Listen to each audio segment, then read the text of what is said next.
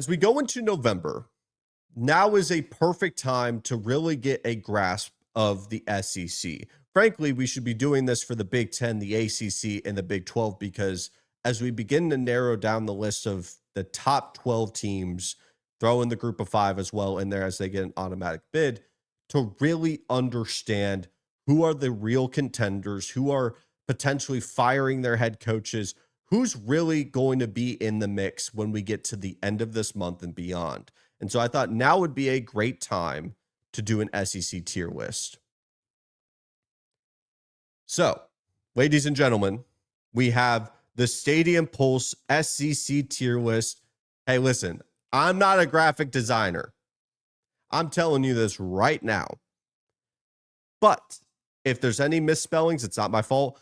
And if this is not as good as I think it looks, it's not my fault either. I think this is a pretty good list. So let's work from the bottom up when talking about this SEC tier list. At the bottom of the list, the worst team in the SEC, it's the team that's waiting for basketball. It's the team that's waiting to talk about literally any other sport. It's the team that quite literally cannot buy out Mark Stoops. This is an actual clause in his contract. Kentucky cannot buy out Mark Stoops if they don't pay, I believe, 75% of his entire salary in the contract within, I think, 60 days. It could be even a shorter timeline than that. That is whoever's agent, probably Jimmy Sexton, did that remarkable work. Applauds all around. But we don't have to spend too much time talking about Kentucky. The upset bid teams. These are the teams that Bobby Petrino in Arkansas, South Carolina, Lenore Sellers, Mississippi State. These are teams that will find ways to lose, but you will be in a dogfight with them if you let them. We think of Arkansas with Texas A&M. Honestly, Arkansas over the past couple of weeks with Bobby Petrino, they will find ways to lose, but this is also a team that will be in the hunt because of the talent. The offense can score virtually against anybody not named Notre Dame. South Carolina, very similar. We just got done with Cocktober, so maybe they should be dropped out of this list, but this is a South Carolina team that continues to just find ways to keep themselves disappointed. Going into the season, they were seen as a top 15 team in the country. Now they're not even being talked about. Now, to me, I wish I could have told you so. Oh, wait, I did. South Carolina was not going to be a good team this year. They do not have the talent level from the top down or from the top to the bottom that can match up with these other SEC teams. Just because you have Lenore Sellers and a track athlete on the outside doesn't mean you are going to win the SEC. South Carolina would have needed a Cam Newton level type of carry job if they wanted to compete for an SEC title game. I tried to warn you guys. This team was not going to be one to take 110% serious. And I'm only being this, I guess, it's not even passive aggressive about it, is they were one of the loudest fan bases to chirp at me when I made the prediction. Mississippi State, it's one of those things, man, where you're just like, please pull off the upset. I mean, last 17 points versus Texas, you had a 17-point lead and you couldn't get the job done. Like I said, these are teams that find ways to lose. In the talented but no head coach tier, we actually have a team that does have a head coach in Auburn, but I really do feel like Auburn is looking for a reason. Auburn is truly looking at it as what you do against Alabama to finish the year. If you are the head coach there, who knows? Maybe they bring back Cadillac Williams to be their head coach at home. If you do not perform there, you're out. I think it's a team looking for a reason. If you want to say it's unfair to have them in that tier, it's my tier list. I really don't care. Florida, obviously, a ton of talent there. Maybe this is the perfect team to, give a little call. Say, hey, DJ, hey, Dallas, what do you think about the transfer portal? What's your number? A couple of things like that. LSU, we've talked about Brian Kelly ad nauseum. If you want to hear my thoughts about it, just go check out the other episodes. We know LSU, a ton of talent on that roster, and we'll be very curious on who they end up hiring. Just remember, it's not going to be the athletic director, Scott Woodward.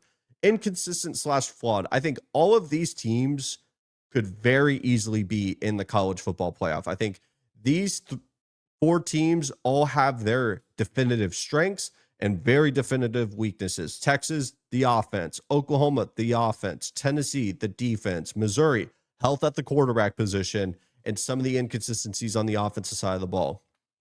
I don't think any of them are officially eliminated. Texas could go beat Vanderbilt, Georgia, and A&M to finish the year, and they will be in the college football playoff. Oklahoma can go beat Tennessee and their murder's row to finish the year. Tennessee, same thing there. They finished the year against Vanderbilt. That could be a play-in team or a play-in game for the college football playoff. In Missouri, if they pull off a huge upset against Texas A&M with a true freshman quarterback and they go finish out, they could probably backdoor their way into a college football playoff spot. But all of these teams have very definitive flaws that I think I can definitively say, I don't know how many times I'm going to say definitive, but I think I can confidently say all of those flaws are going to be what keeps them out of the college football playoff. Because of the next tier, here are the 3 teams that I think are college football playoff at-large contenders. And obviously, if we were to go one higher, whoever's going to be the 3rd place team, because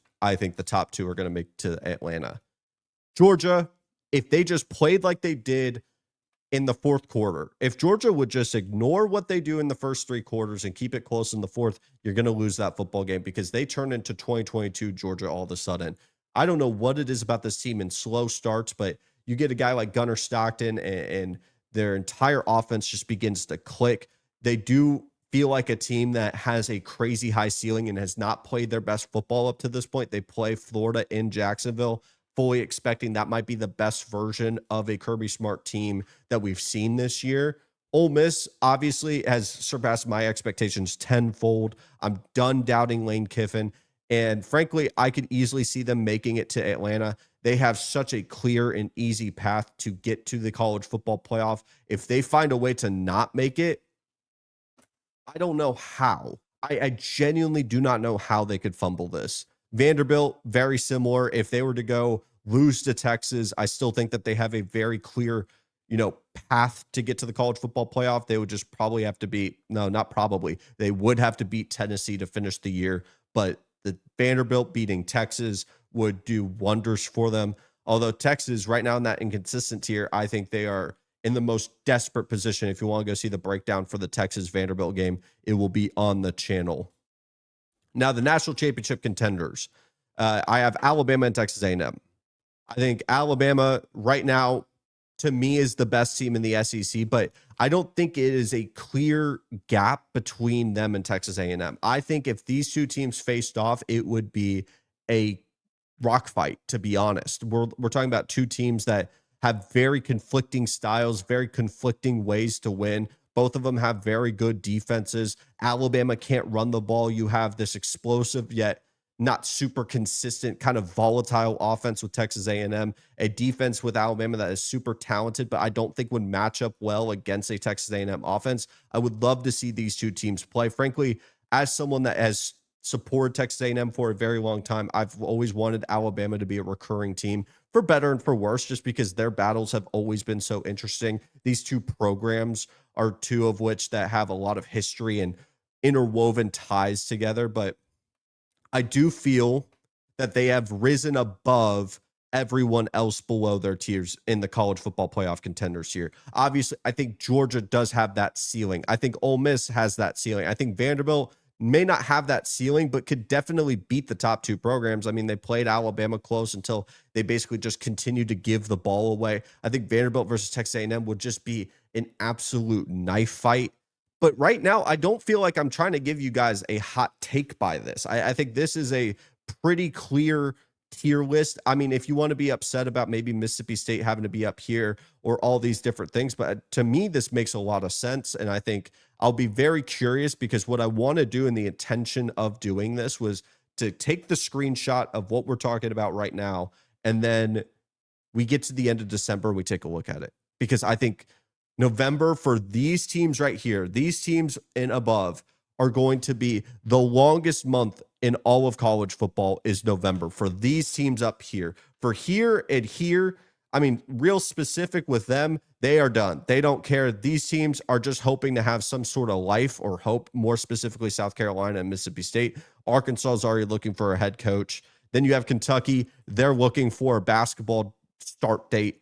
And then these teams are just either asking to be knocked off or be done, or maybe they pull off and play their best football this month. These two just make it and survive.